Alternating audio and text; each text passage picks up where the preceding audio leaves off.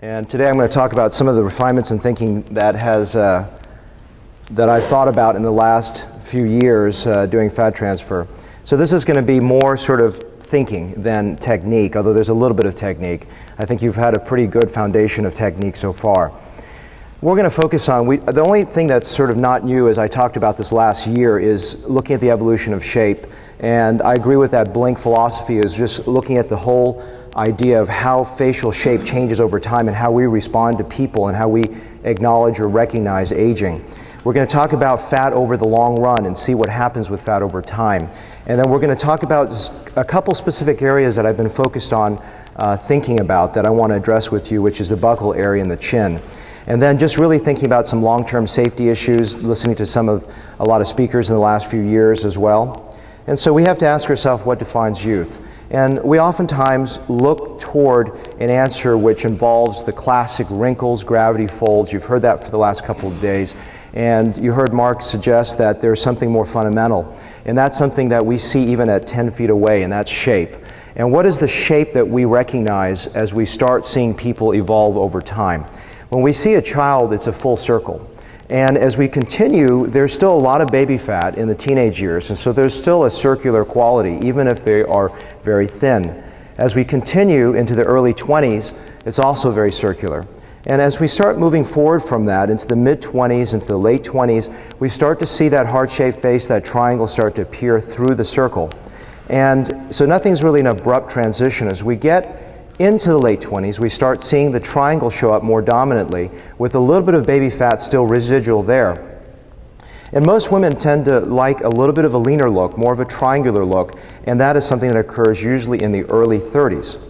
As we proceed forward, there's a masculinizing quality that occurs to the face, as you heard earlier, and what that is really just a flattening of the upper face and beginning to dominate in the lower outer face, and so there's a squaring effect. As we continue forward with that, there is a reversal of the triangle where you start to see the lower face start to dominate, and as we gain weight and the metabolism starts to slow down, that becomes a part of the aging process.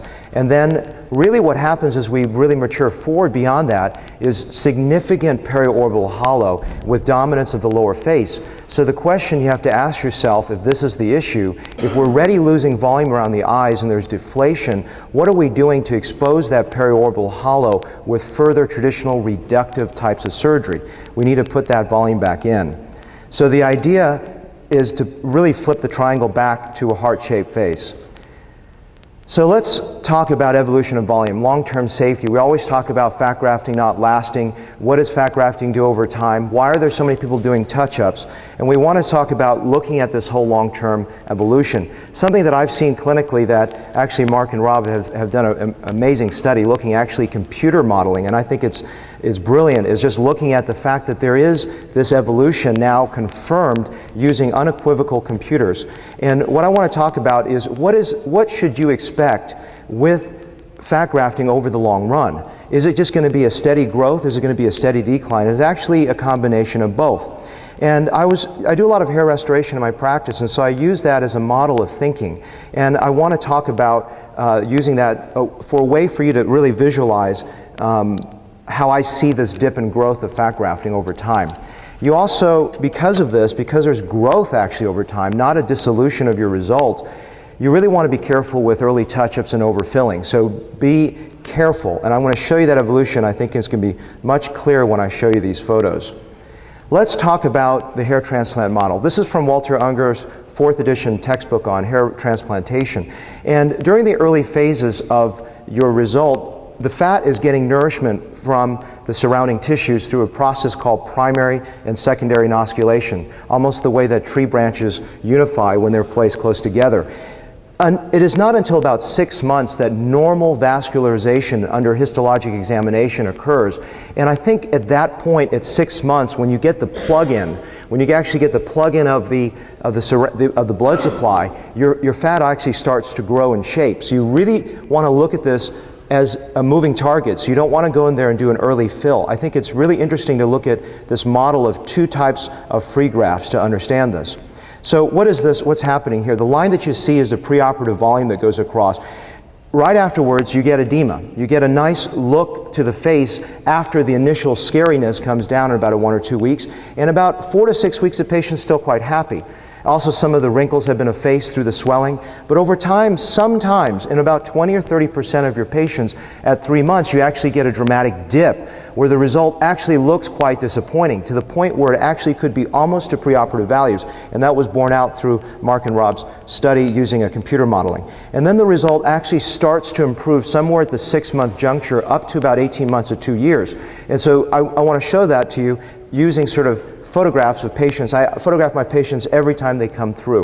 This is a 40-year-old lady, and if you look at her, this is 1 week out. She actually looks pretty good. A little bit of swelling, a little bruising, but there's a very swollen, soft, youthful look, maybe too robust for her taste, but that's just swelling.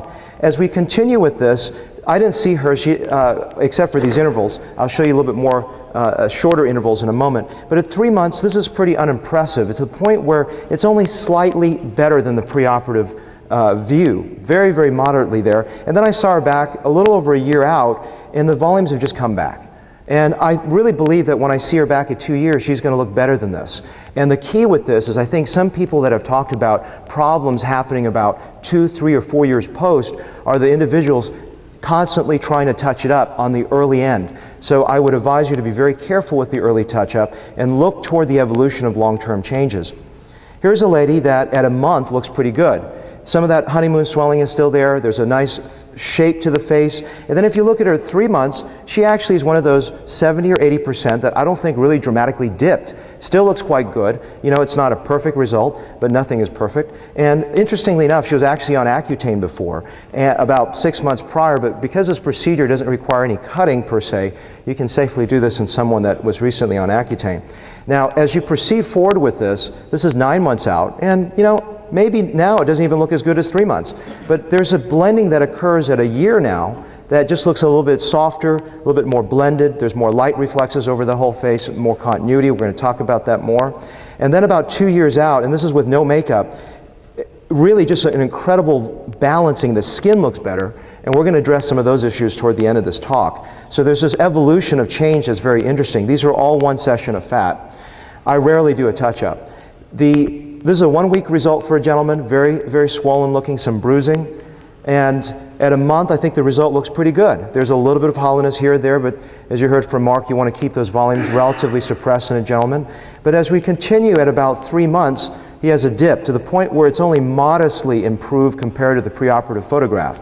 As we continue forward with this, at 6 months, you can see it's a little bit better. There's a little bit better improvement in the texture and tone, I mean not texture tone, but the quality of blending of the face. And as we proceed forward to 9 months, it's a little bit better. And as we go toward a year, you can see that's even better. There's a better shape, and you can see that this is part of the artistry of looking at a face and really keeping restraint on the volumes and shaping a face to be more square in a gentleman, as you heard before, to be more masculine rather than feminine. This is a lady here that is a week out, a little bit too overfilled, a little bit too swollen looking, and that's very normal at a week to the point of distortion and not looking attractive. At a month, the swelling is still there, and she looks pretty good, but there's a little bit of rim of distortion if you look at her face, but it's still a nice result because some of the wrinkles are gone. It still looks good. And I actually didn't see her through the dip phase. She lives from out of town. She just comes in periodically, but at 9 months, there's a nice facial shape. All these are, by the way, only fat grafting. I'll tell you if I've done other adjunctive procedures. These are just simple full-face fat transfer with no other adjunctive procedures. And then at 2 years out, I did do her lips. I did a little silicone lip enhancement. But this is 2 years out, and you can see a really nice facial shape that's actually better at 2 years than it was possibly even at 9 months or at 1 month.